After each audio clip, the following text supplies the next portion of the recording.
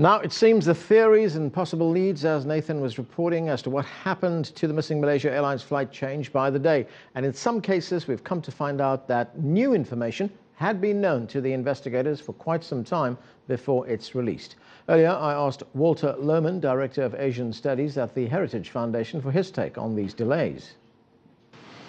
Well, it looks like a problem on the Malaysian end with coordinating all the various inputs and then actually having some orderly process for confirming and releasing the information. I think most of the blame here has to go on Malaysian governmental authorities. And there's a lot of secretiveness, it seems, on the information that is being given to us. Why do you think that is necessary, for people to conceal all this information and then come out on the third or fourth day and tell us what's going on?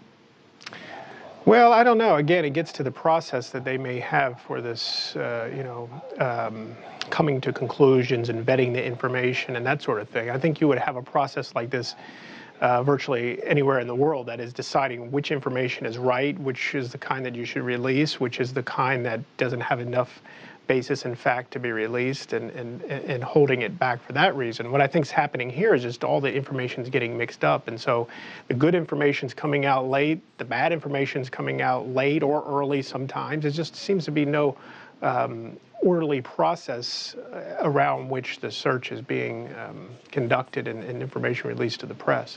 I think what has to happen is the Malaysian government has to take control of this process. I mean, if that involves sacking the minister that's in charge of it, Hishamuddin, sack him and bring in somebody that can put some order and restore some confidence in this process. And one other thing, and that is the whole question of airline security. I mean, right at the outset of this crisis, we heard about 2 passengers getting on the plane with stolen passports. I mean, the fact that 2 people were able to get on the plane is something in itself. But are we now going to see a tightening of security throughout the world? I mean, we know that the United States is pretty tight when it comes to airline security. You get checked all the time, but that's not the case throughout the world. Well, interestingly enough, I think it will probably have an impact on operations in the United States and in Europe and some other developed countries, and actually probably not have much of an impact in the places where it's supposed to have some impact. I mean, I fly on quite a few different types of airlines, different parts of the world, and previous disasters have not had huge impact on the way that they manage security. So, I don't know that this will have an impact in the place where it needs to have it. Okay, so thank you very much for joining us.